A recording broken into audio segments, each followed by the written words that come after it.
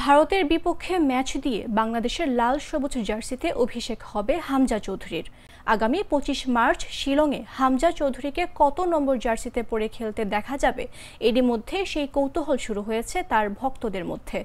সোমবার হবিগঞ্জের নিজ গ্রামে গণমাধ্যমের মুখোমুখি হয়েছিলেন লেস্টার সিটি থেকে ধারে খেলতে যাওয়া শেফিল্ড ইউনাইটেডের এই ডিফেন্সিভ মিডফিল্ডার।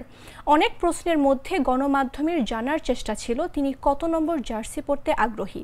জবাবে হামজা চৌধুরী জানিয়েছেন তিনি 8 নম্বর লাল সবুজ জার্সি পরে খেলতে চান।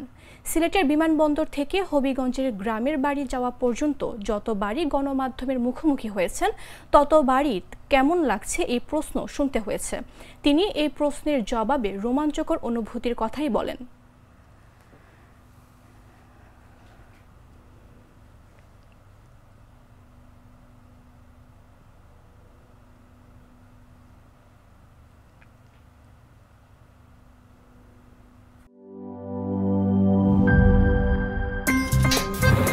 আমার একটা স্মার্ট সিদ্ধান্তে 25% গ্যাসের খরচ কমেছে। ভাবছেন কিভাবে?